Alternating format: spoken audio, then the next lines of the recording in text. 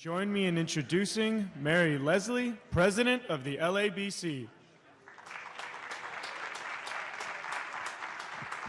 Thank you, and good afternoon as we slowly but surely make our way back down into the auditorium. And I know it's hard to leave that beautiful view out there. I hope you all enjoyed lunch and that you enjoyed this morning's session. I think it could not have been more interesting, starting with Carolyn Choi from Edison and her keynote, and followed by a panel of experts on how we're going to reach our climate goals. The Mayor Garcetti, as he said, we're leading the nation in how we get to this 100% renewable by 2045, and he's certainly leading the charge with the decisions he's been making.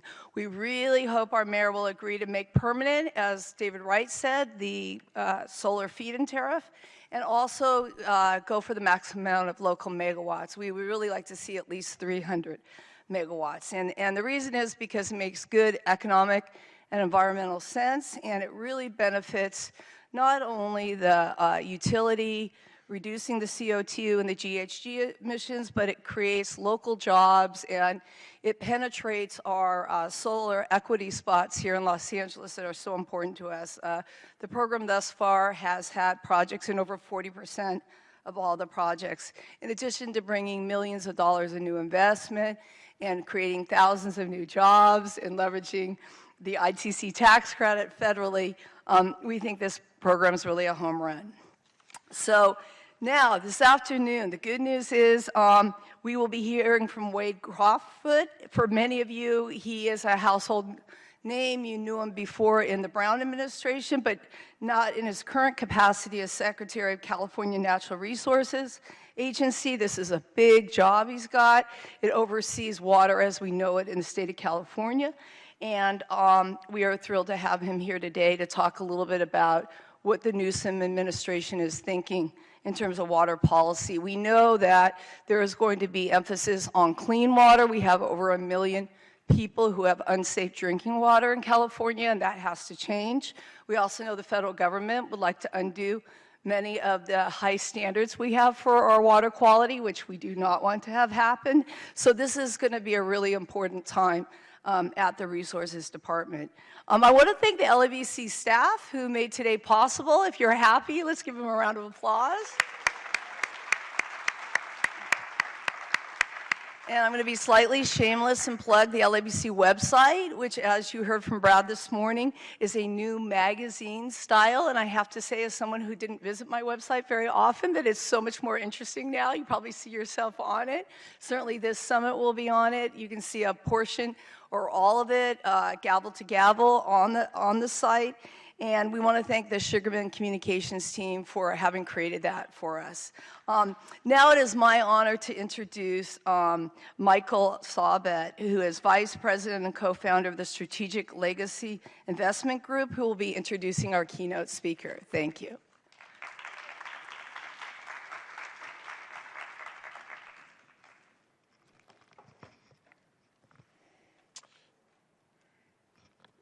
Hello, everyone. My name is Michael Saubet, Vice President of Strategic Legacy Investment Group and We Strategic Development Corp., and it is truly an honor and a pleasure to be here. As a developer of multifamily and seniors housing in Los Angeles and all over California, we are committed to contributing much-needed market rate and affordable housing to help combat our housing crisis and provide the highest levels of care for our precious seniors. We are proud to be based in Los Angeles, the nation's leader in sustainability. We see economic development and sustainability as one and the same. We cannot have one without the other. We are committed to continuing to build socially responsible developments and are proud to work with our friends in both the public and private sectors to make sure we are on the forefront of both water and energy conservation.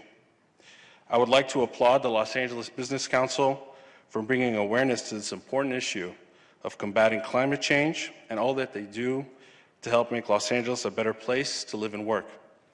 Given the value we place on sustainability as a basic tenet of our business model, and our recognition that many economic benefits flow through that model, I am truly honored to introduce someone who has long expounded the truth that environmental responsibility is not only good for the planet, but also good for the bottom line. Over 20 years ago, Wade Crowfoot embarked on a mission to improve California's environmental future. From being a senior environmental advisor with Governor Newsom to becoming a regional director of the Environmental Defense Fund, Deputy Cabinet Secretary to Governor Brown, and CEO of the Water Foundation, Wade has most recently been appointed as the Secretary of California National Resources Agency. Throughout his career, Wade has led on sustainability, transportation, water, and climate change policy in California. He helped to expand California's international climate partnership, the Western Climate Initiative. During his time in the Brown administration, helped lead an effort to expand zero-emissions vehicle in the state, and has pushed for long-term availability of water resources from both public and governmental sectors. Wade brings his bevy of experience to the National Resources Agency at a critical time in our history, as climate change is driving more intense wildfires, exacerbating drought, and threatening our state's resource supply.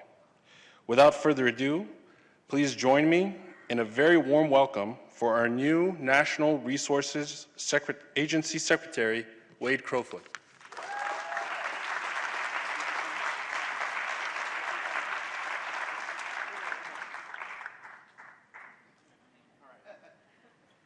We took the photo correctly. My job here is done. Thanks so much for the opportunity to be here with you. And I've actually wanted to come to this summit several times over the last several years. So I'm excited to be here in this new capacity. And for those of you who participate in the Los Angeles Business Council, thank you. I've known of LABC and worked with Mary Leslie for about a decade. And LABC is known throughout the state, certainly in Sacramento, as a go-to business leader. When you're working to explore how to expand economic prosperity and achieve environmental sustainability, there's no one better than LABC to really bring the creativity, the credibility of business leaders, but also the open-mindedness to achieving our environmental goals. So thank you very much. What I'm hoping to do in the next 10, 15 minutes is to share with you or to frame the issues as I see it from Sacramento and from the Newsom administration, talk about both the challenges we think we face as a state and you as a region, talk about some of the opportunities, and then really dig in on two topics that are taking up a lot of my time and energy right now, which is wildfire and water.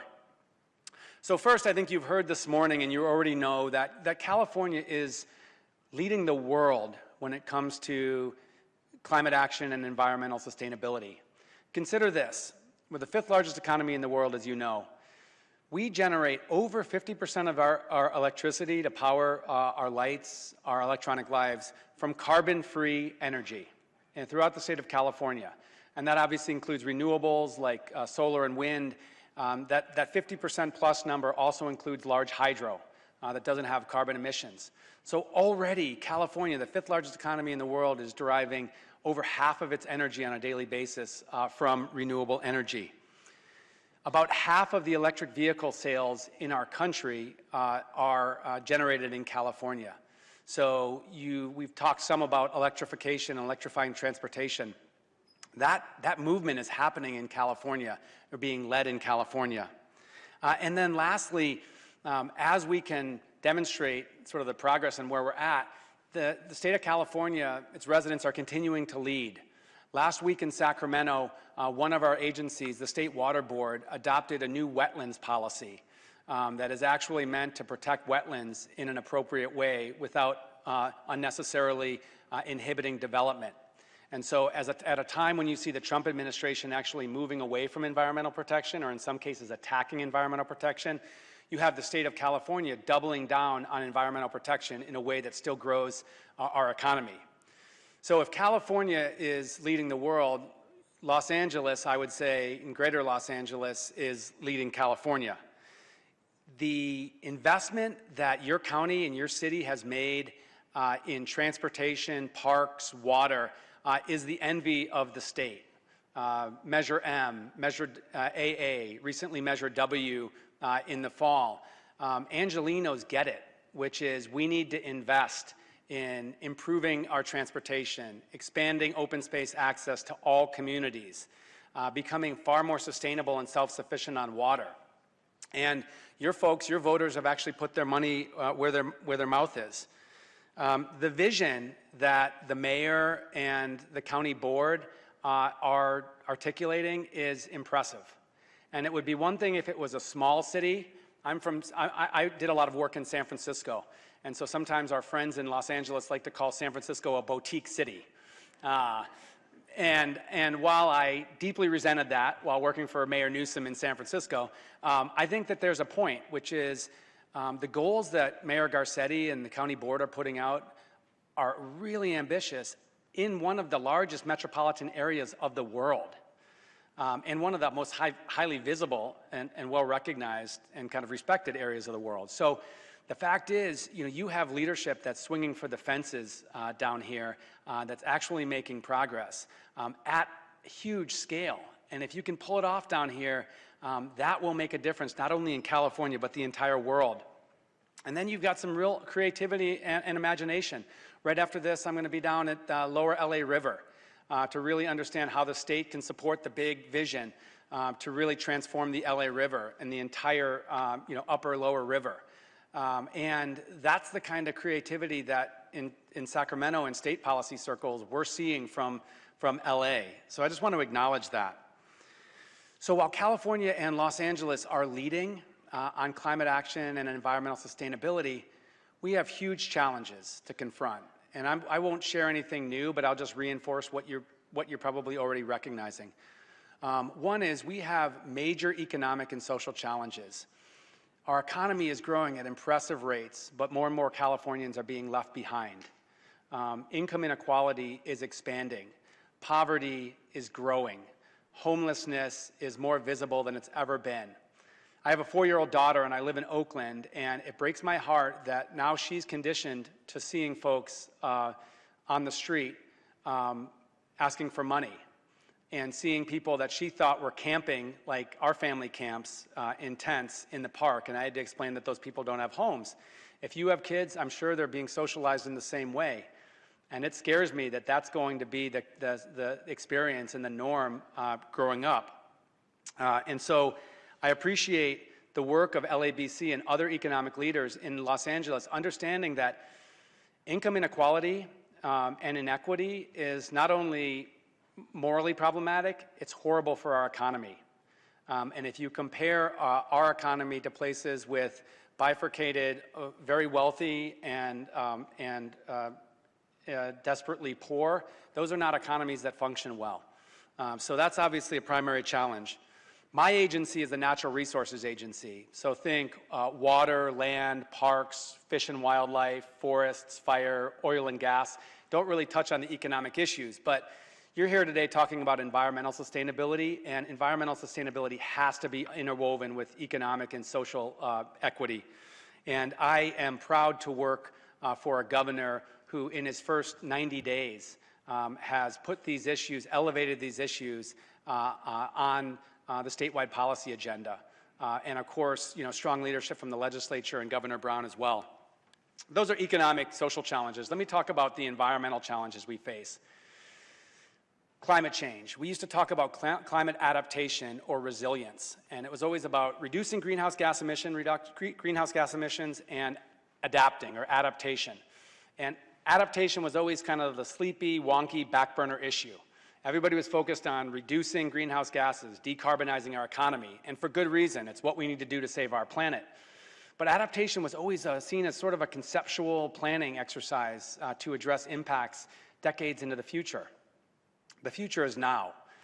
Climate change is taking lives in California. Most recently, almost 100 lives in the town of Paradise less than 8 months ago in the most destructive wildfire season in California's history. Climate change impacts are no longer about planning or doing something that is nice. It's about protecting people's lives in California and protecting the nature that actually makes our place so unique. So what do we know about climate change? We know that the drier periods will become drier. The drought that we experienced just a few years ago, those kinds of shortages will become longer and more punishing. We know the wet periods will become wetter, when we'll get a higher portion of our water every winter through these intense atmospheric rivers that threaten flooding, certainly in Los Angeles. And then wildfire. Easily the two most destructive wildfire seasons in California history in the last 2 years. Again, I live in the Bay Area, and I got my 4-year-old, we had to buy my 4-year-old an N95 certified mask with teddy bears on that so she'd wear it. And she wore that for the better part of a month because of the air quality. At one time, the Bay Area this summer had the worst air quality in the world for a series of days. And I'm not telling you anything you don't know because you experienced horrific wildfires that took lives in your communities down here. But these are the pressing challenges that we face. And I would say Southern California, despite your leadership, is particularly vulnerable. You have millions of Angelenos and residents living in the wildland-urban interface. And I would venture a guess that a lot of these folks don't understand that they are at fire risk. Take the community of Santa Rosa, or even the community of Malibu, where folks that are not next to a wildland, a woodland or a forest, don't feel like they could be victims of wildfire. Well, the challenge is these wildfires are changing, and their behavior is pushing intense winds, which are pushing embers up over the fires. So in Northern California, we saw tremendous devastation in the town of Santa Rosa, in the inner urban core of Santa Rosa. Those folks, when they got evacuated, we talked to some, they actually thought it was a precautionary measure that they were being evacuated. And they went to get dinner, and 5 hours later they came back, and their neighborhood was leveled. Well, guess what? That is a realistic threat for millions of people that live in Southern California. And we have to address wildfire risk with that level of urgency. Likewise, on the water side, the whole LA River system was built and made concrete for flood control as a result of horrific floods a century ago. And so flooding is a risk. And then, of course, drought, because a lot of the water that gets consumed in the LA basin doesn't come from here. So I don't want to be doom and gloom, but I think we need to attack our water challenges and our wildfire challenges with the urgency that the crisis demands. So where are the opportunities in this? The good news is that we have leadership that gets it.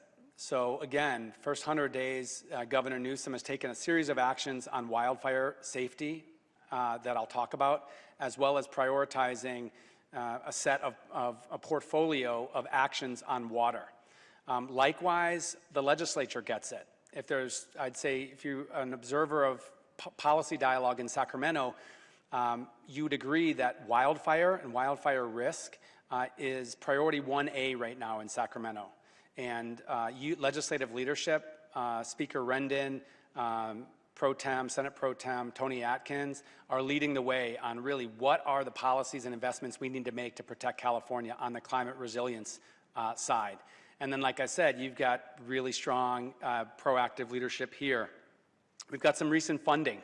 Past June, statewide voters passed Proposition 68 that was led by many groups in Los Angeles, $4 billion for water and parks, both to modernize our water system for drought and flood, but also to expand access for parks. Southern California has some of the most park-poor communities in the state. A lot of us live in communities that are blessed by a lot of open space and parks. Millions of Angelenos and Southern Californians don't. And so Prop 68 is meant to be a down payment to expand access to parks. I'm heading to the LA Historical State Park later tonight. Great example of actually bringing open space to an area of Los Angeles that didn't have enough of it. And then I would just say, in terms of opportunities, I think Californians get it. They understand that economic prosperity does not and should not be set in conflict with environmental sustainability. And you all know this because you're at an environmental sustainability summit. But I will say that it's remarkable, if you look at public opinion polling, that Californians don't want to sacrifice coastal and ocean protection, water quality, open space, for economic growth. And guess what? We don't have to. Our economic growth is outpacing national economic growth while we're continuing to lead with landmark environmental leadership. So let me just talk about a couple of the actions, and I want to make sure I have time for questions or comments if attendees would like to ask them. So on wildfire, Governor Newsom spent time, even before he was sworn into office, in the town of Paradise, result of the Camp Fire in Butte County, and saw the firsthand devastation.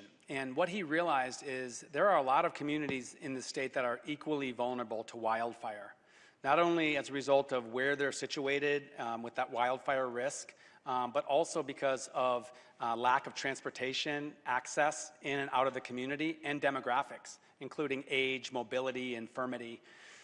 So asked us in his first day in office, issued an executive order to CAL FIRE, which is under our agency, to identify and prioritize or rank the most vulnerable communities in California and identify the wildfire safety projects that could be done before the next fire season, otherwise known as this summer, to protect those communities. CAL FIRE developed a list of 200 of the most vulnerable communities based on fire risk, transportation access, demographics. And the governor last week issued an emergency proclamation that allows my position to waive contracting requirements and environmental permitting requirements, so 35 projects, over 90,000 acres of land, can actually be implemented to create defensible space around those 200 communities.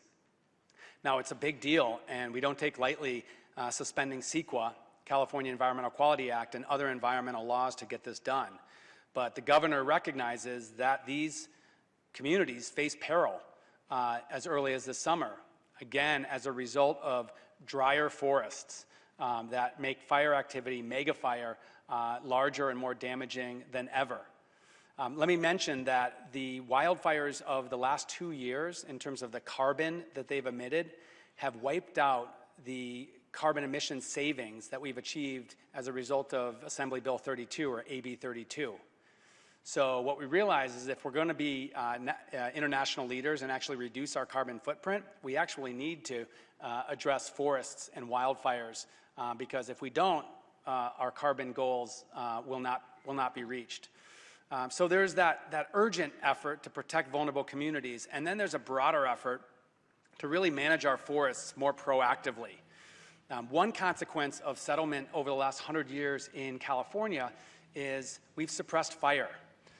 Fire is a natural cycle in woods and forests, and native tribes from time immemorial actually managed forests through prescribed fire.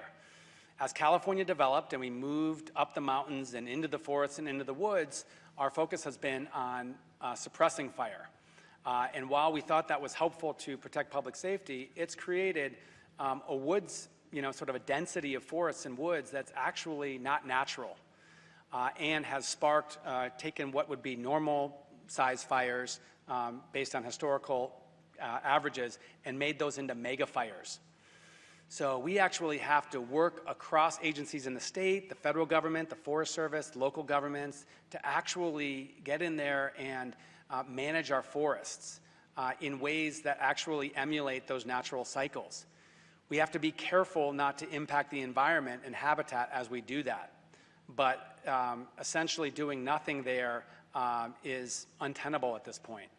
I'll say also, it's not only about what we do in the forest, it's about protecting our communities from within our communities.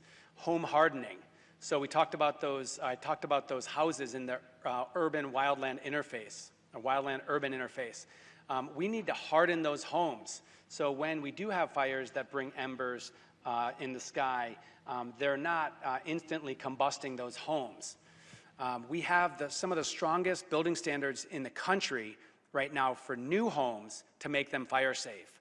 But the problem is the vast majority of homes in these vulnerable communities are existing homes. And many of these vulnerable communities, particularly the rural ones, are fairly poor.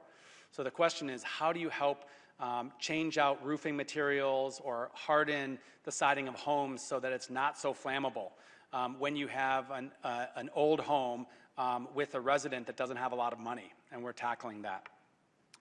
So there's essentially sleeves rolled up, all hands on deck effort to advance all of this work on wildfires. And we have what's called the Governor's Forest Management Task Force to bring the feds and the locals and the state together. And we're really optimistic about that. Huge challenge, but one we think we can face. Let me talk about water. The governor, in a State of the State address that's given annually, his first State of the State, he was very clear, water is a priority of this administration. And there was open question about whether it would be, given all of the other challenges, affordability, housing, immigration, et cetera. But he has leaned forward, and both privately with his appointees and publicly through the State of the State said, we need to continue to position California to have a resilient water system, both for cities, towns, and also nature for the next century. And we're going to do so in a couple of important ways. One, the governor continues to believe, as do I, that we need to modernize our conveyance, which is a fancy way to say essentially modernize the infrastructure that moves snow and water from where it falls in the mountains, primarily in Northern California, to where people live in the Bay Area and Southern California. And this discussion has been reduced to this question of tunnels, whether there should be tunnels through the Bay Delta. From our perspective, we're not shying away from this controversial question about whether we should actually build conveyance through the Bay Delta. We believe that actually a tunnel, an earthquake-safe tunnel that is resilient to sea level rise and saltwater intrusion into the Bay Delta is essential to protect the water supplies of upwards of 30 million people, including everybody in this room. It's not an easy topic, it's terribly complicated, and it's controversial in some parts of the state, but we think we need to move it forward. However, if the water policy is only reduced to a question of a tunnel or no tunnel, we've failed. There's so much more that we have to be doing on water throughout the state, and we have to be partnering with the local water agencies. Think LADWP and so many others in Southern California. 85% of the spending on water infrastructure happens at the local level. So the state can think whatever it wants, but if it's not partnering with the locals and actually aligned with the locals, we're not going to build more resilience. And so the governor has called on my agency or our agency and other agencies to come together and identify a portfolio of priorities. For example, expanding water recycling where feasible. Your mayor has been remarkable on that with an announcement he gave the last couple of weeks about reducing ocean discharges at the Hyperion waste treatment system and recycling that water. Expanding stormwater capture. It's remarkable in Los Angeles. I'm sure you look at Twitter and see how much water flows out of the LA River into the sea. That's water that should be permeating into groundwater basins for future use to build your own local reliability. Your leaders get this. Sheila Kuehl, Hilda Solis led an effort to pass this Measure W last year. Generates $300 million a year to capture more stormwater, get it underground. And not only will that help with water supply, it'll help with all of the trash and contaminants that currently go out of the LA River. You know that at certain times of the winter, your beaches are actually unswimmable because of contaminant and bacteria levels. We can and we should all be doing much more about that. I'll tell you that I looked on Twitter and saw a real-time video of the Bayona wetlands, which is where a lot of the LA River drains, and it was disgusting. There was plastic. There had to be tons of plastic pushing out of there, and the same is true in the Bay Area or anywhere on the coast. So the question is, how do we actually identify these priorities, like stormwater capture, like water recycling, like expanding energy or water efficiency and conservation, so we become more sustainable? So our communities can actually weather these longer dry periods as well as these more intense wet periods. I'm really energized about this work. I think it's a critical moment in time, not only because of the opportunities that we have, but the challenges that we face. And I think the leadership that we demonstrate in California, and I use we collectively, your leadership as business leaders or community leaders in Los Angeles, is going to be super critical for the fate of the world. We used to think about it just in terms of reducing greenhouse gas emissions while expanding our economy, and that's really important. But I'd like to, and I think the governor is committed to, expanding that definition of climate and environmental leadership. Not only are we leading the world reducing emissions while building our economy, we're leading the world by protecting our people and nature against the inevitable changes that are already happening as a result of global warming and climate change. So I'm excited to be here. I'm looking forward to partnering with you all Big thanks to LABC for being, in so many ways, part of the solution. And let me transition to questions or comments for anybody who has them. Oh, sorry, you don't really have the capability. So telepathically communicate your questions to me, and I'll answer. Well, listen, one thing I will say then in closing is a big principle of Gavin Newsom since he was mayor of San Francisco was being transparent and accessible. And so I'll tell you that he's got a new system for responding to constituent requests and feedback that we're really elevating. And I give you that as an example. But the point is this. We invite your ideas and we invite your engagement. Again, if you're a member of the business community, if you're a community leader, if you're from a non-governmental organization, please find me and my agency in Sacramento. The solutions aren't going to be generated in the state capitol. They're going to be generated and are being implemented right now in places like your own communities. So with that, onward, Godspeed. Thank you for having me.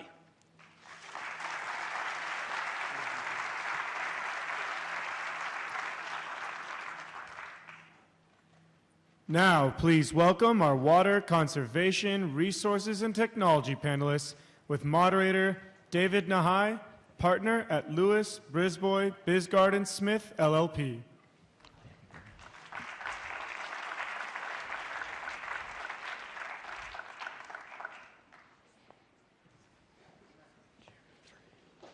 Actually, I have no idea what number. Let me start by just expressing appreciation for LABC and the entire LABC team, Mary Leslie, Nadine Watt, Brad Cox, and the staff, especially Adam Lane, for putting on, again, another magnificent conference today. Let's give them a round of applause. Absolutely.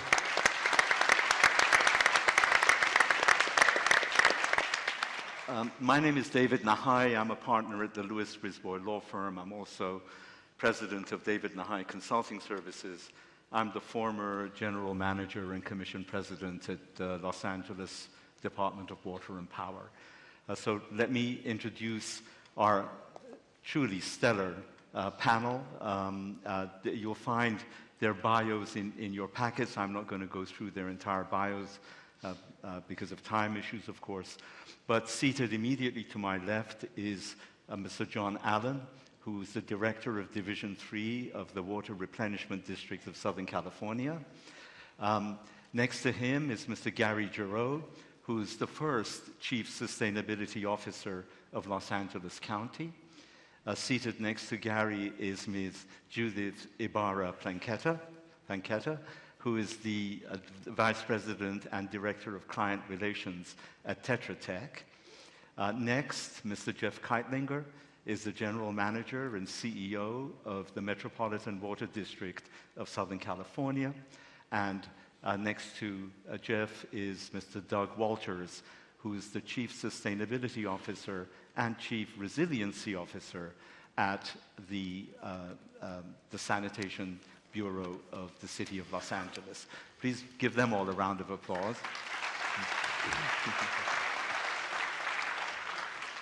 Let me start by just saying a couple of things to lead into the conversation with the panelists.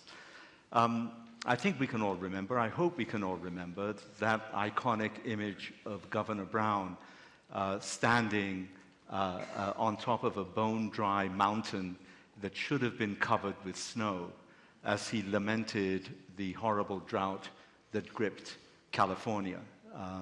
Between 2011 and 2017, we experienced one of the worst droughts in our history. And with it came an untold amount of financial and social misery. I think we're fortunate that our leaders in California and here in Southern California have vowed that we will not be flat-footed the next time another drought hits. Right now, we have rain and snow everywhere, but this is just a consequence of the impacts of climate change. We can expect protracted droughts followed by periods of intense precipitation, which is what perhaps we're experiencing right now. so I think our leadership is taking steps to make sure that we're indeed prepared to meet the next drought, the next water shortage that comes along. And this is why you have, at the state level, laws requiring water agencies to report and conserve. You have the new proposals that have been put forward by Governor Newsom. Here in Los Angeles, we have the Mayor Garcetti's directive that all wastewater discharges to the ocean must cease by the year 2035, that we must source 50% of our water locally by 2035, and other directives as well. But these things, these measures, as essential as they are, and I believe them to be essential, do come at a cost. They require investments to be made, and that in turn means being able to speak with the people of Los Angeles, with the voters, with the ratepayers, about the investment conversation. And I want to start there. And I'd like to start first with Jeff Keitlinger. And let's talk about that. Let's talk about how you see, Jeff, the current mindset of the people that you serve, the 19 million people who benefit from the service that you provide. Has conservation settled in? Is it part of our collective mindset now? Or do we need to ensure that conversation continues with the people so that they understand that the plenty that we're experiencing right now may not be here tomorrow? Give us your views on that. Well, thank you very much, David, and happy to be here. One of the things you talked about was about being in a drought, and we've had a pretty significant drought here. I don't know if people remember, 10 of the last 12 years in California have been dry, have officially drought years. 5 of those years were governor-declared emergency drought years, 2 of them by Governor Schwarzenegger and 3 by Governor Brown. That 2015 picture of Governor Brown standing on a non-existent snowpack, not only was it the driest year in recorded history in California, based on tree ring evidence, we think it was the driest year in California in over 1,200 years. So, we had a record-shattering drought here in California. Interestingly enough, there are 5 true Mediterranean climates in the world. 3 have had incredible droughts this century: Australia, South Africa, and California. And California's drought was as severe as when Cape Town went to day 0, and Australia called it their millennial drought, and they did a crash program on building desal. One of the reasons we didn't have that severe dislocation is we're a little more used to these incredibly abrupt cycles here, and so we're a little more prepared. 2 of those years in the last 12 have been extremely wet, and we managed to refill our storage full in both those years, 2011 and this year. And we are moving rapidly to probably put a record amount of rain into our reservoirs in a single year. The good news is I don't really see people relaxing. Our water use remains low throughout the region, and we've done polling, and at the start of the drought, so 12 years ago, probably about 1 in every 10 to, it was about 20%, so I guess that'd be 2 out of 10 Californians said drought and water were significant. Our polling now shows that 8 to 9 out of every 10 people are saying water is a significant concern in California. So this last decade has really gotten people thinking about it. That's positive. We don't see people bouncing back to their old water habits. And that has really enabled us to actually store a record-breaking amount of water this year, because when we have a nice wet year and low demands, that all goes into storage, that excess. Thank you. I want to come back and also talk about the recycling plant in Carson and the tunnels. But let me move next to Gary, if I may. You've been hard at work on the county sustainability plan. Why don't you tell us a little bit about that, and then in the second round of questions, I want to talk with you about Measure W. Of course, yeah, happy to talk about that. And yes, we have been hard at work, and I'm actually really honored and proud to be able to announce today that we are releasing our sustainability plan. I think we have a slide I'd like to put up. This is really the preeminent sustainability event in Los Angeles. We wanted to use this opportunity to announce the availability of our plan. It's available on our website. And this is a regional, a comprehensive, and an ambitious approach to sustainability for all of Los Angeles County. This is not just unincorporated areas, but it's for all of the 88 cities. And the idea of that is that we really wanted our plan to serve as a template for cities. And I talk about the Paris Agreement a lot as a model for how we're structuring our own plan. We're setting regional targets, and I'll talk about some of those in a moment. And we're going to make our contributions to the extent that we can with the 1.1 million in the unincorporated areas. But then we also are hoping and anticipating that cities will pick up our plan and use it as a template. I am proud that we've worked very, very hard to create collaboration with the City of Los Angeles, and a lot of our plan aligns with and overlaps with the city's own sustainability plan that will be coming out in a couple of weeks. But the reason why we really took this regional approach, I want to actually ask a question to the audience here, which is, how many of you live in Los Angeles County? Raise your hands. Great. And keep your hands up or raise your hands if you don't live in the city of Los Angeles. So that's exactly what we're talking about. Most people don't actually live in the city of Los Angeles. Most people live in one of the 87 other cities.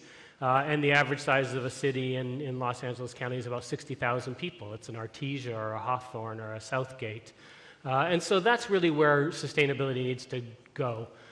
These are not city-specific issues. These are regional issues, whether it's urban heat or stormwater, which we'll talk about, or complete streets. And so we really wanted to bring that regional approach to it. The other thing we wanted to do, and if we could change the slide so you can actually see the website, is bring the 3 E's strongly in. So, of course, the plan is comprehensive, that it contains or addresses traditional environmental media, but also economy and workforce development, land use, transportation, housing. But we strove to weave equity as a core value in this plan, and we worked very hard with some 11 public workshops, talking with the community to really get ideas from the community. And equity is absolutely a singular focus for us in the plan. And so you will see that when you go to the county's website. It's at ourcountyla.org. You can see it there on the bottom of the slide. If you go there now, you can actually start looking at the plan, but I'd tell you not to do that because this is going to be a really good panel. But don't go there now. But it is available now. And maybe I'll just talk quickly about the water elements of it, since this is the water panel. We take the view that we're looking at healthy watersheds, water bodies, and waterways.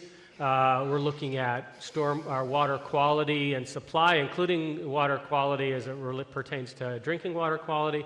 And then we're also concerned about flooding due to climate change. And so that could be both from severe precipitation events that may punctuate some droughts. It may also be from sea level rise. And we set some very ambitious targets and goals, including ultimately sourcing 80% of our water locally.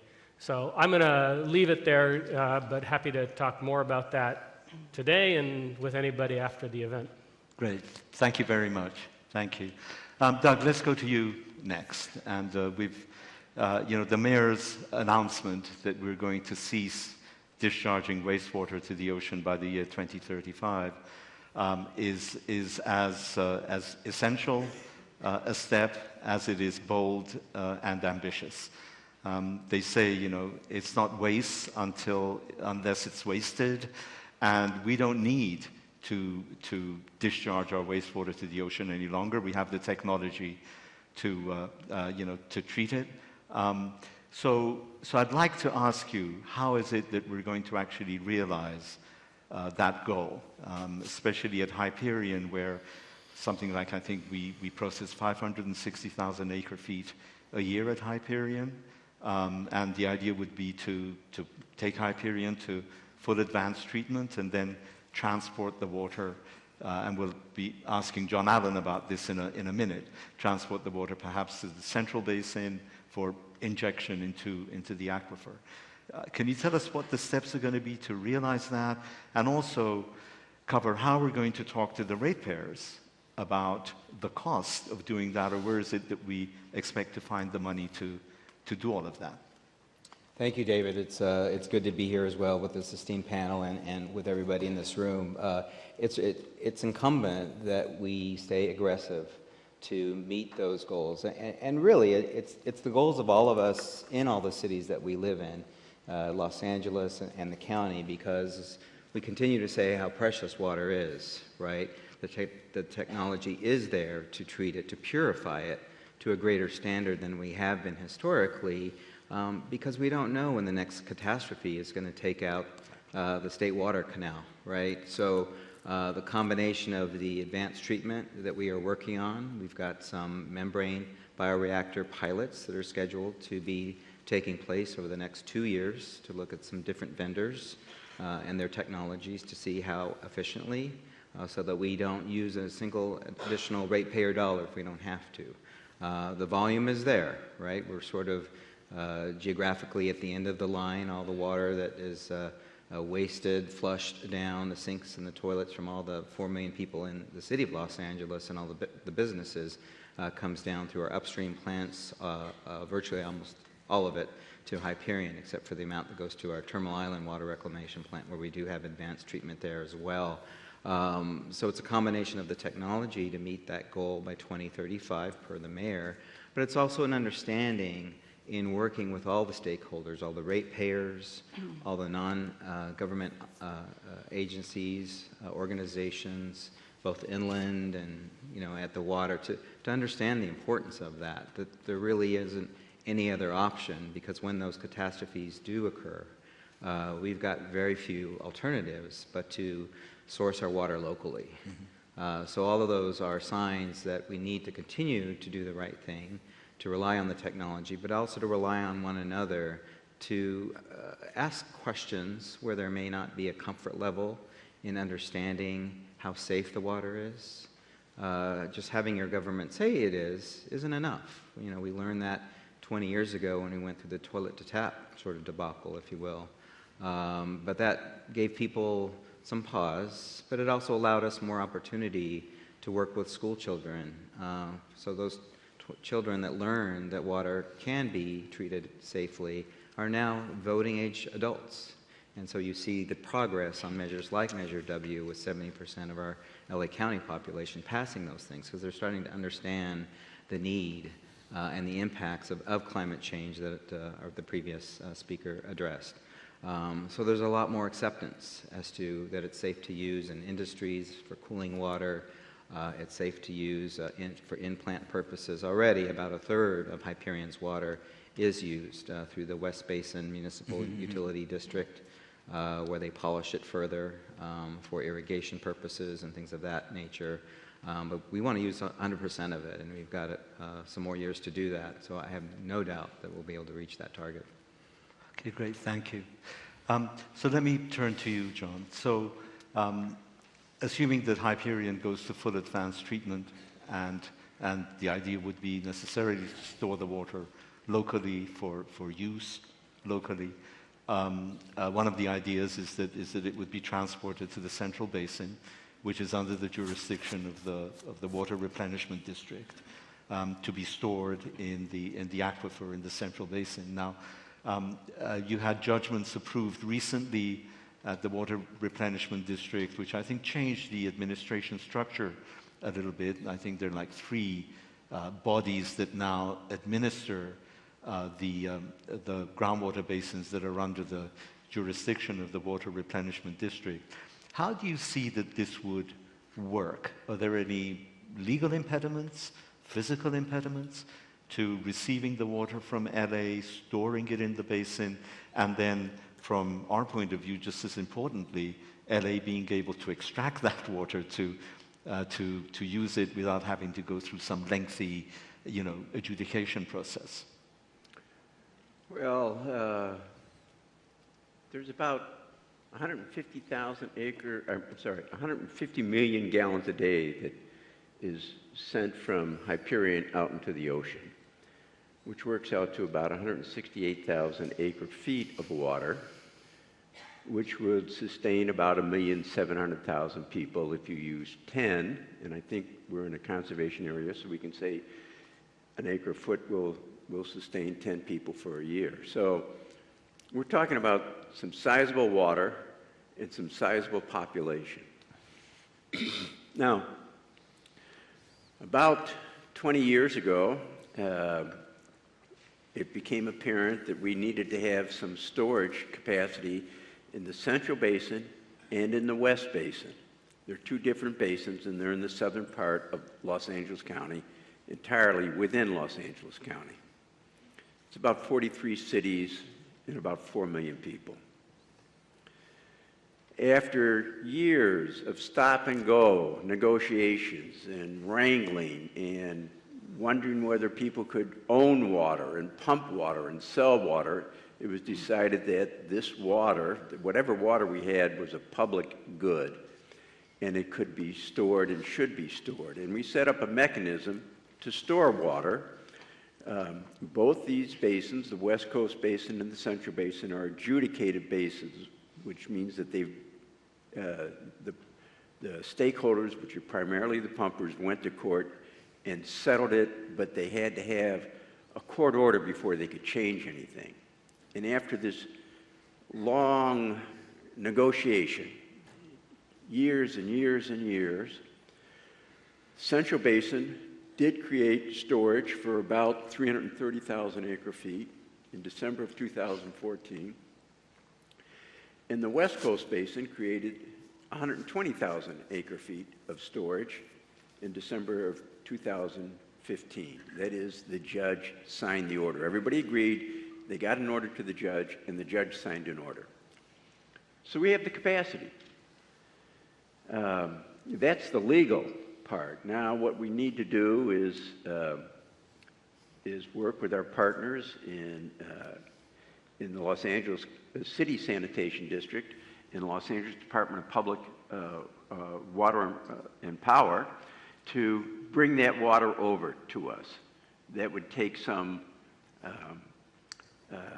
infrastructure, that would take pipes and pipelines, and then putting it in the ground by using injection wells, where you pump it into the deeper aquifers.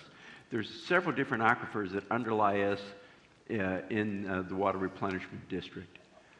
We could be taken to the spreading grounds and put in there. Now, that's another partnership, because the water that would be pumped into our area, but we would have to work with the Los Angeles County Department of Public Works, and they would be very happy to work with us to fill up the aquifers. Then, to put it in, there is a storage panel made up of people from the West Coast Basin and the Central Basin, and the entire board of directors of the Water Replenishment District, that has to decide that this is beneficial, and it would be beneficial to store it because we are in a continuing drought cycle. I personally think we've been in a drought cycle since early 2007. That would make 12 years. So we need this water, and it would be a good place to put it, and then it could be pulled out by the city of Los Angeles or whoever, depending on what was decided when it was put in, pulled out and used when we have these drought situations. Okay, great. So in order to pull the water out, the city of Los Angeles wouldn't need a new court order. There would not be needed a new adjudication process. Okay, I just want to establish that. They would be credited with that water. Great. Thank you very much, Sean. I have the next question for you, Judith, but I'd like to set it up by asking Gary the question first. Okay. Which is about Measure W. Sure. And talking about the mindset of the people of LA County. I mean, the people really showed what that mindset is by a super majority deciding, in effect, to tax themselves by approving Measure W. I mean, it restores one's faith in humanity. It really does. But now they've made that statement. Sure.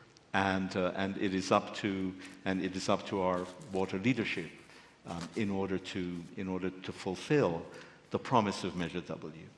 Can you take a couple of minutes, tell us how Measure W works, because there's a fairly complicated process that's been put in place to ensure accountability and to ensure that people are answerable and that the process is monitored, and how we're going to make sure that we fulfill the promise of Measure W.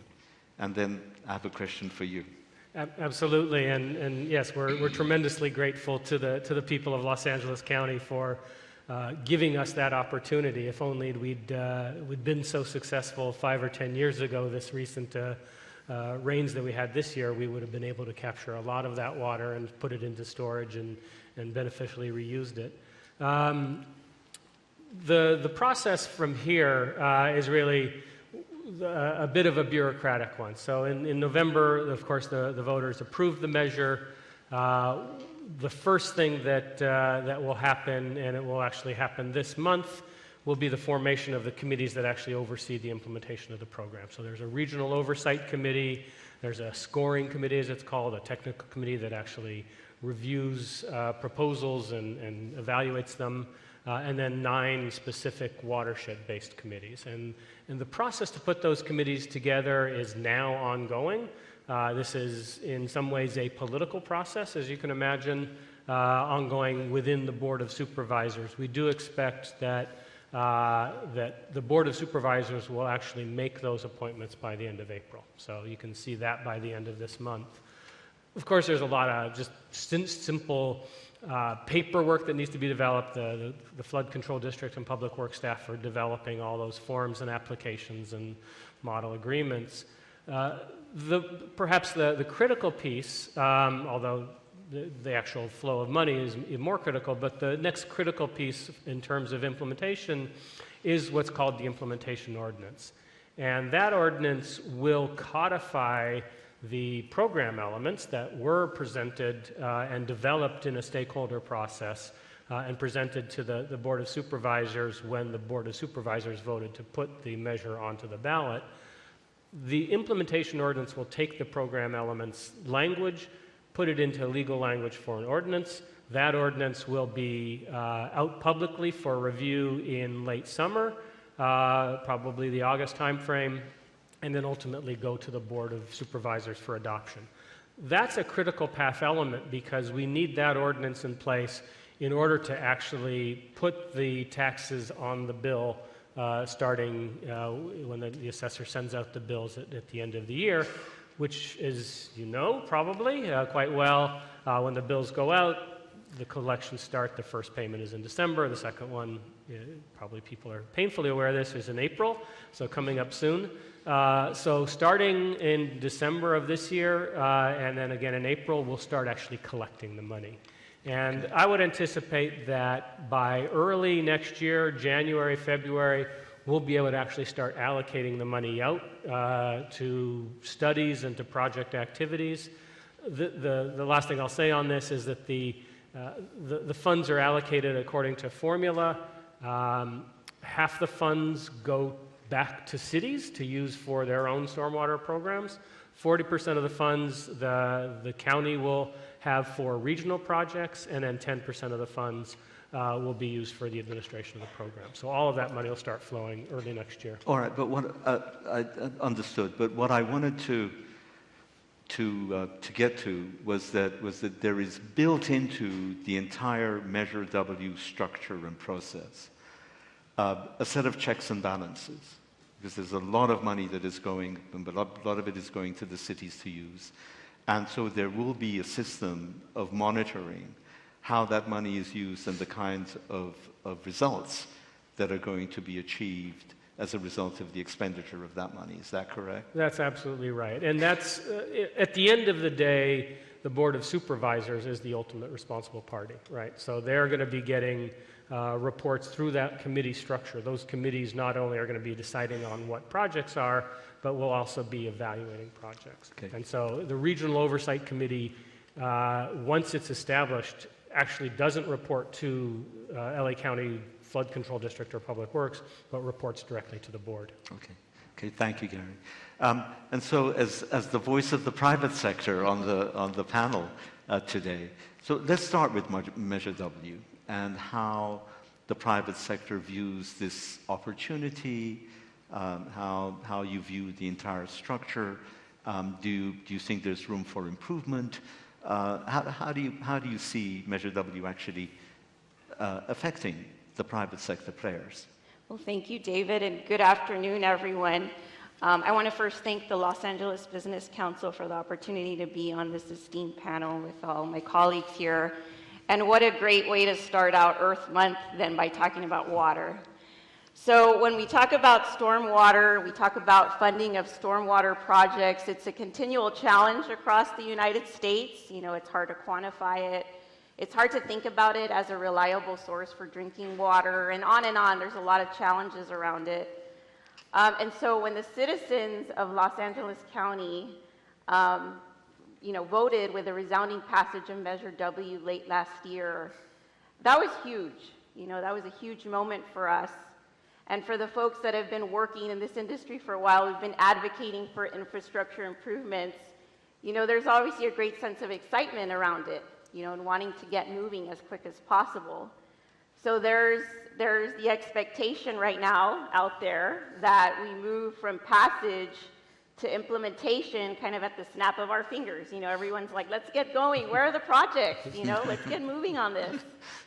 And as Gary mentioned, it's not that easy. There's a lot of things that need to get set up for the program before we get to the implementation, and he touched on a lot of them: governance, policies, procedures. How are we going to audit? How are we going to account for the funding? How are we going to be equitable in our spending in the projects? And so there's a lot of things that go into that. And so it's not going to happen at the snap of our fingers, but I would say anything to accelerate it would be fantastic. And I know the county's working on it. I know all the cities are ramping up on their own programs and how they're going to be managing their funding. So I think that's definitely an area that we can improve on. And of course, with any project, any program, communication, right? So communicating to the people that voted, especially on this measure, the people that are spending their hard-earned money, on infrastructure improvements. I think communicating to them is key, and communicating to all the stakeholders, not just private industry, all the stakeholders that are involved in our water portfolio, and communicating to them along the way how the process is working, how the governance structure is being set up. There's always room for improvement on that. And then, of course, transparency. So, how can we make all these policies and procedures and everything that's going on more transparent to the public? So again, bringing back that accountability to all the people that have taken, have made that their voice loud and clear that they want to invest in water infrastructure. So I think, acceleration, communication, transparency are all great ways of improving the program. But again, not to take away from the fact that this is really an exciting time in water, in all the projects that we're talking up on the stage. And you hear a lot about investing in infrastructure. You hear a lot of electeds talk about it, but it's quite different that in Los Angeles, we're actually doing something about it and investing in it. So that's really exciting. So that's my perspective on it. Thank you very much. Thank you for that. Jeff, if I may return to you. So I know that MWD, put its support behind the concept of 2 tunnels. That has since changed to we're going to have 1 tunnel. But I wanted to ask you what this means in practicality, because it isn't as if there were 2 tunnels and now one of them's gone and we're left with the one that remained. This requires a new set of plans as to where that 1 tunnel is going to be. It also means perhaps a revisiting, even more importantly, of where the intakes are going to be and how they're going to function. Can you give us a quick rundown of where we stand, what this means to Southern California? Yeah. Go ahead. Yeah, absolutely, David. So Southern California gets a little more than 55% of its water from two places, and they're far away, the Colorado River and Northern California. And both of those supplies of water have been impacted by climate change as we lose snowpack in the Rocky Mountains and the Sierra Mountains. Pretty critical that we continue to hang on to those as a baseline, because when we talk about recycled water, most of the water that we see in the Whittier-Carson plant and the Hyperion plant is this imported water that we then want to recycle. So until you have to start with something to then reuse it. So pretty critical we maintain these and stabilize them as best we can. Well, the plan in Northern California to stabilize that supply was to build a tunnel bypass system that goes under the delta. And this started in the Schwarzenegger administration, and we completed the planning process in the Brown administration. And the idea is that with climate change, as we go from less snow to more rain, that water is going to be only available for very brief periods of time. Basically, California gets 2/3 of its precipitation in 14 days. And it comes in the form of these major atmospheric rivers. And when it's snow, terrific. We've got months to let it melt and collect it. When those major storms become rain, we've got days. And so the idea was we're going to build some large tunnels, 40-foot barrel tunnels, 35 miles long, and pick the water up on the Sacramento River then instead of the south of the Delta as the Sacramento River goes roaring out to the Golden Gate in those big, huge storm events. And then the rest of the time, they'd probably sit there fairly idle, and it was this whole kind of a big gulp strategy when it really rains in California. Terrific plan. Metropolitan Board supported it. Then Governor Newsom got elected, and he sat down with us and said, I don't believe there's enough political consensus for this approach. There's a lot of opposition to it in Northern California and a fairly lukewarm support for it elsewhere because of the cost. And so he goes, but obviously something needs to be done. You heard Secretary Crowfoot say that. So his vision is one tunnel, slightly larger than the single tunnels before, but less than two-barrel tunnel. And so roughly a 2/3 approach to what we've been planning is about where he's headed. That will require a review, a new environmental review process. It will require new permitting processes. We've been at this for a decade. So I said, why don't we treat it like a football stadium and just move it through without a new CEQA review? He said, nice try, but we're not going to do that. But he did say that he was going to work with us to expedite it.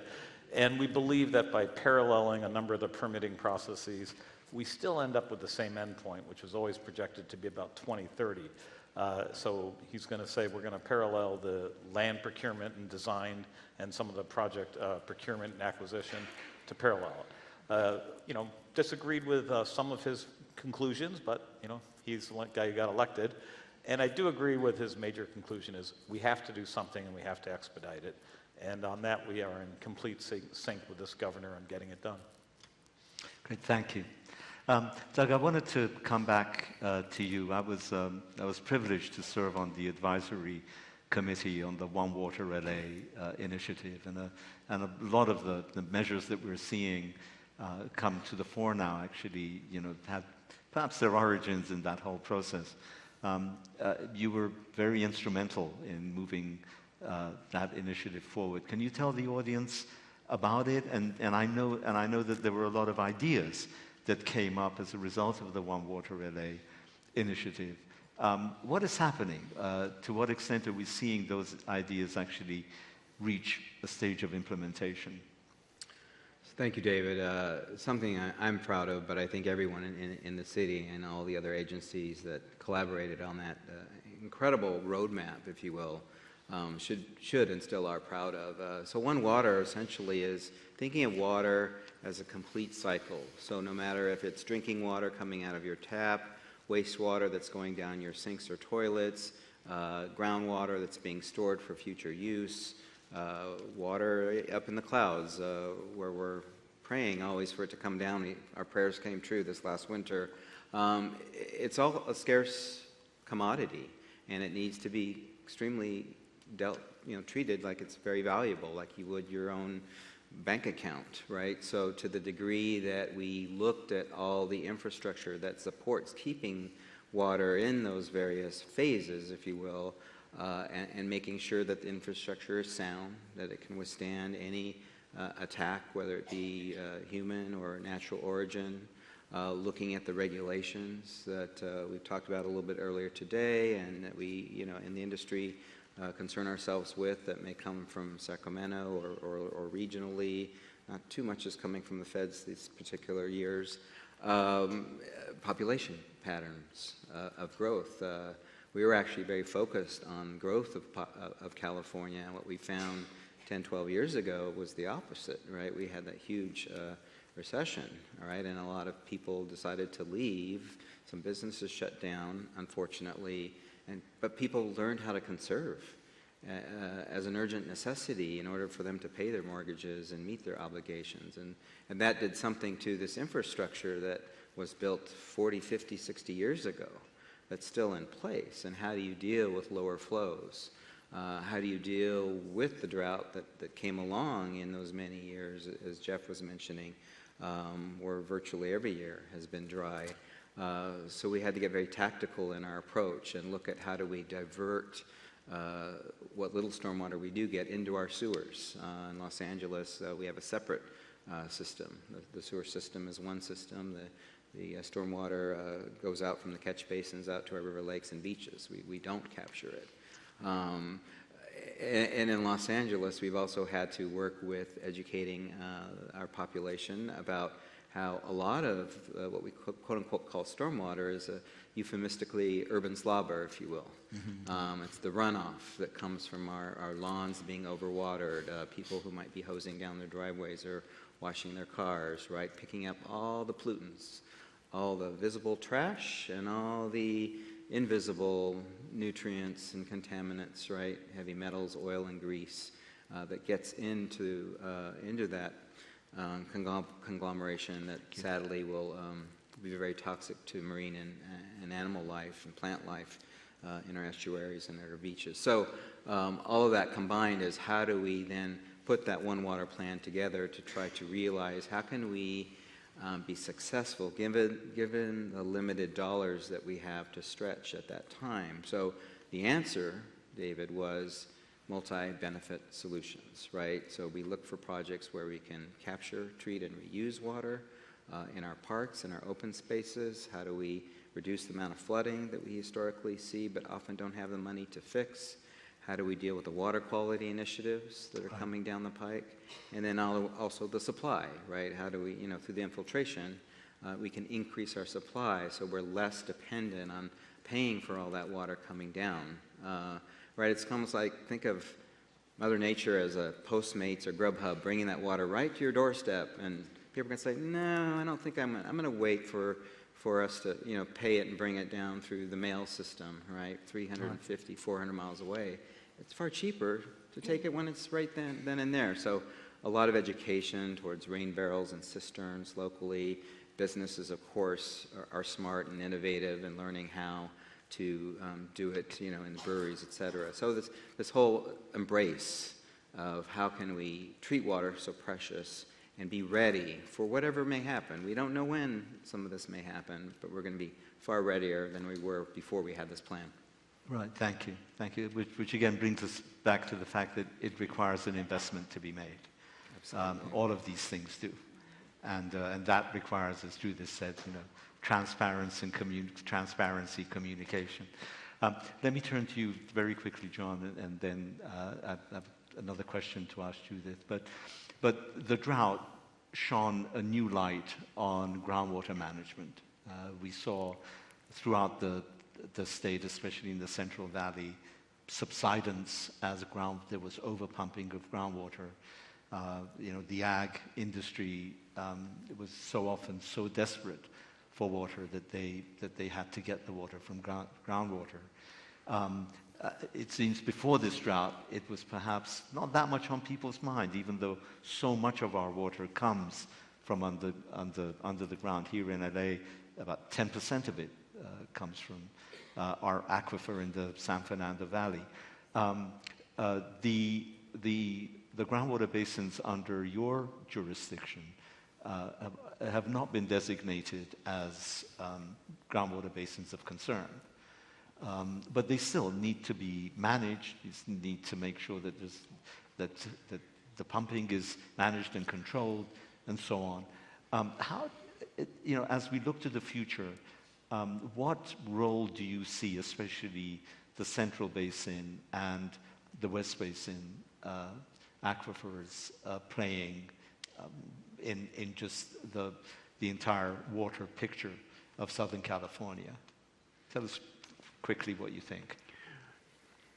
Well, we're very fortunate in that we have several different aquifers at different levels below the ground, so that we can get 50% of our water historically from the 43 cities in the water replenishment districts area comes from groundwater. And the water replenishment district was formed to manage that groundwater and reply it. That's why we're called the replenishment district. We used to buy water, sometimes 60,000 acre feet from Metropolitan Water District through Central Basin to put into the spreading grounds. We don't do that anymore. We have decided that snowpacks is unreliable. We could see this about 15 years ago, and we decided to become 100%, that is my agency, the Water Replenishment District, 100% independent of imported water. And we've done that by partnering with Los Angeles County sanitation districts and taking their water from the San Jose Creek and recycling it. I could go into long details, but you don't want that. and putting it into the spreading ground so that we're independent of imported water. And our next goal, thinking ahead, in our Wind for All program is to take 600,000 acre feet, that's 200 billion gallons of water that's located around Torrance, and cleaning that up and leaving that independent and making our 43 cities independent. That's our long-range goal, if that answers your question. It does. Thank you very much. And by the way, for anybody who might not know, an acre foot of water is about 325,000 gallons. So go ahead and do the math quickly in your head. Judith, back to you. So there is so much that's happening in the water world, right? So many initiatives and measures and wastewater recycling, stormwater capture, aquifer remediation. And I think all of this requires, to a large extent, for the private sector to step up and to both meet the requirements and take advantage of the opportunities that all of this offers. I think in the water world, we haven't done, public-private partnerships are very much now part of the energy sector, not so much yet part of the water sector. But what do you see as kind of the innovations on the horizon that may help us realize all of these, essential, albeit ambitious goals that we have here? Well, for innovation, of course, there's technology, right? Technology is being developed all the time, whether it's at a regional scale or at a smaller kind of decentralized scale. I know there's a lot of universities and incubators that are working on the technology to get reuse water, reclaimed water, to get that going in the market. But I'm going to touch on two things that I think aren't what you think about when you think about of innovation. And the first thing is just thinking about how we capture, how we use water, how we think about it on our projects. So a lot of times, or at least back in the day, we would, whenever we were doing a water project, we would only think about water issues on the project. Same thing with transportation. We would only think about getting a car from A to B. And the reality is that now, as we're looking at multi-benefit solutions, we can't think that way anymore. We've got to think differently about how we use not only the open space, but also the space where we all live, our houses, our buildings, our streets. all these are areas where we can really think about how we can store water, how we can do on-site treatment, how we can really be part of the solution to the challenge that we're facing on our water portfolio. So I think when I think of innovation, I think of thinking of projects with multiple lenses, not just looking at them from one particular angle, looking at them from different angles and making sure that we're finding a solution that touches on multiple elements. You know, and what the second piece to that I think is important, that I think about in innovation that I don't see enough happening, is getting back to the citizens that voted for Measure W, the citizens that are ultimately going to be paying for the infrastructure improvements that we're doing within our county, getting them exposure to the technology directly. You know, we have these events, we have conferences, we have different, you know, events that we go to. It's usually people that are pretty familiar with the technology, things that are going on, but what we don't have are the citizens, the ones that turn on their faucets and have water come out and don't really think about what happens and don't really think about the fact that they can drink it and nothing will happen to them.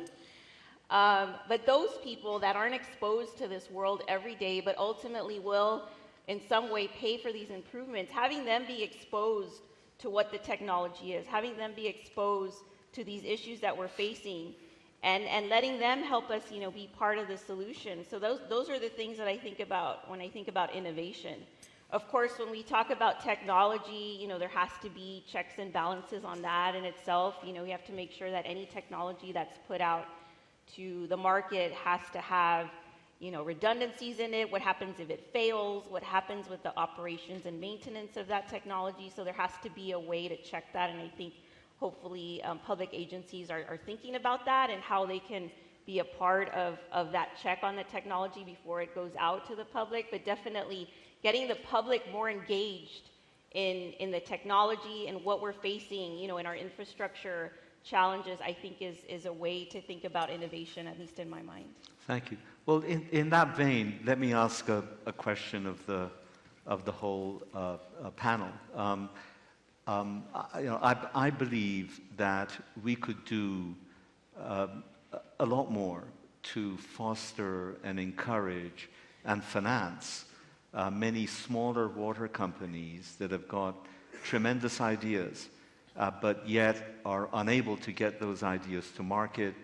They wither on the vine because they either don't know how to access capital, or they're in that valley of death that's kind of, you know, between the seed investors and the venture capital folks, and they're just unable to survive it. I'm very proud to serve on the board of the Los Angeles Clean Tech Incubator, and I think you know, we do a great job at LABC, but you know, we have programs in our universities, we have incubators, and I wonder if any of you have thoughts as to what more we could do as we kind of trying to embrace this brave new future of water, to actually, you know, bring these companies, these ideas along. I'm not talking about the ones that don't deserve it, but there are many that have fantastic ideas, and we read about them. You know, companies that are able now to actually get water from the humidity in the air. And many of them just don't get the financing to be able to move forward, or they don't get the mentoring, or they don't know how to prepare a business plan. What can we do here in Southern California to try to encourage these minds to actually get to market? Don't all answer at once. I'll take a crack at it, because I think you raise a good point, that, you know, you mentioned in part of the lead up to the previous question, this idea of using the energy model of public-private partnerships, and where can we bring private capital to bear on things that the government is doing, because we don't have unlimited resources either. And so I think that's an area that's ripe, and in fact in the sustainability plan, one of the specific items is to foster and encourage those kinds of partnerships. We've created a unit within the county called the Center for Strategic Partnerships that is whole purpose is to foster these sorts of public-private partnerships. So I think there is interest and there is desire for us to find ways to help build up and uplift these innovative ideas. That said, and maybe to use a bad analogy here or metaphor, to throw a little bit of cold water perhaps on the role of government, government is not always the best at trying new things. Government tends to be a little more cautious and conservative and wants to see something proven before it puts it out. That's starting to change, and I think we're seeing that, for instance, on cool surfaces on streets. Governments are out trying to figure out how we can address the urban heat island effect and using private technology or innovative technology that hasn't yet been proven anywhere else. So I think there's an appetite and a desire. Certainly, if we're going to get to the kinds of aggressive, whether it's conservation goals or water quality goals or elimination of violations of water quality standards that we lay out in our plan, we're going to need all of these sorts of technologies. And so we're going to actively seek those kinds of partnerships. One of the things I think that's exciting is Governor Newsom has put together an office in the governor's office on data collection and management, and they'll be appointing someone shortly to that role. And it's nice to see something at the statewide level that really wants to look at how do we, because we collect enormous amounts of data, but there is no centralized mechanism in California. The State Water Board isn't necessarily interfacing with the data that all the cities are generating on water use, water management. And so the governor's office is putting together an office that, with the idea of trying to get a lot of this data managed on a statewide basis and get it synchronized, and so that we're all collecting it and reporting it in the same fashion and uploading it together. That will enable technology and making it all open source so that technology can access that and then be able to work a little more effectively. Size matters when you're talking with water because it's not as expensive and not as lucrative as power. So people are going to do things at relatively low cost. Metropolitan, we have 19 million customers, and we've put together partnerships with the major metropolitans in the western U.S. And we call them technology assessment groups, and we work with Denver, Waters, Phoenix, and Southern Nevada, and all the major metropolitans in the West. And what we do is we meet once a quarter and analyze all the new technologies that we see, and then start farming them out among the various metropolitan areas to start testing which seems to work better and sharing that information. So it does help that you're seeing much more partnerships across the Southwest where we all have similar challenges. Mm-hmm. Yeah, by the way, I agree that a government actually, I think, needs to be cautious and conservative because one's dealing with the public money.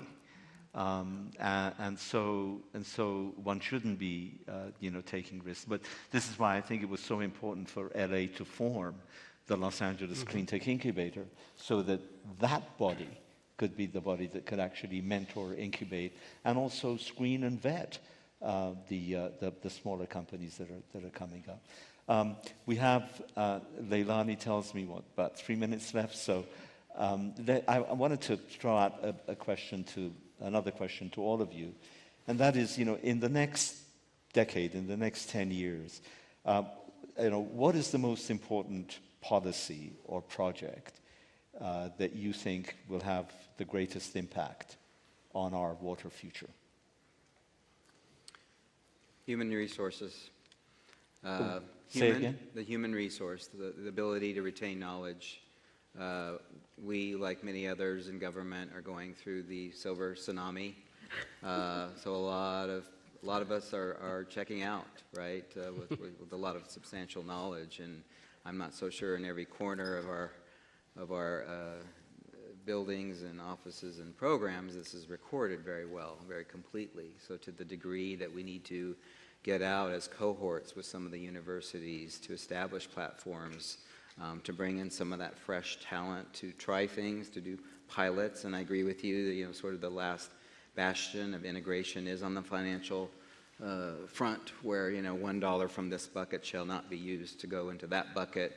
And that is starting to erode. Some of those silos are coming down, but to the degree that it's incumbent upon us to reach out, to work with the privates, the academics, to bring in that fresh talent so that we can train them, so they can shadow us, because those ideas are there. I just got back from a recruiting trip in Detroit, 17,000 black engineers just yearning to get involved in all kinds of things, from building the next Teslas and the next Apples, and there are a few of us that wanted to get into the environmental field, where we are really looking to meet all these challenges of all these 2030, 2040, 2050 goals. So, right, thanks. Sure. Anybody else in the next 10 years, the most important policy or project?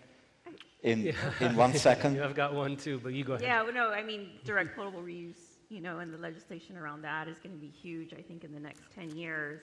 And then, I mean, all the projects that we're starting up right now, they're going to hopefully be online in the next 10 years. And I think that that's going to be, a huge game changer for us in the water industry, and seeing what that does to our portfolio and how we're more sustainable. So to me, I think that's kind of what's coming in the next 10 years. Jeff? Climate change adaptation, Secretary Crowfoot touched upon it. Water is kind of ground zero for temperature effects on water and how that moves, and that's going to really, all our infrastructure is based on an old model, not the new climate change world we're moving to. Indeed, climate change. Go ahead, Gary. Yeah, I think, we've seen this in other sectors, but it hasn't quite hit water yet, and that's the notion of environmental justice. And we see real equity issues in Los Angeles County. Most of our water, most of the time, meets primary drinking water standards. We're not violating from that standpoint, but secondary drinking water standards affect taste and odor and color, and frequently the violations of those standards are in communities of color and low-income communities. And I think the environmental justice community, which has been so focused on air pollution and toxic air pollution, is starting to understand that its water is also an issue, and that's going to really, and I think it's important to start to drive the conversation to how do we ensure we have safe, affordable, clean water for everybody. Right. John, your thoughts? In a world of disruptive technologies, Judith beat me to the punch. It's direct potable reuse. Direct potable use. Yes. Okay, and I would say the one project or policy that's going to be the most important in the next 10 years is everything we've been talking about. So, was this a great panel or what?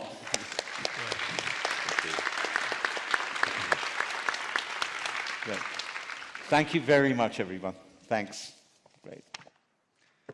Good afternoon, everyone. My name is Adam Lane. I'm the Vice President of Programs for the LA Business Council. I've also been the voice of God behind today's event. Thank you. I just want to give you all one last thank you for joining us today. A major thank you to our host, the Getty Center. And can we please put our hands together for these great panelists and speakers and sponsors?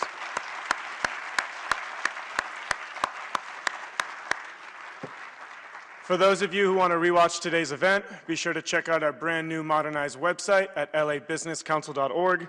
Use the hashtag LABC Summit 19 on your social media posts. And we look forward to seeing you this fall at our Housing, Transportation, and Jobs Summit. Thank you all. Have a great day.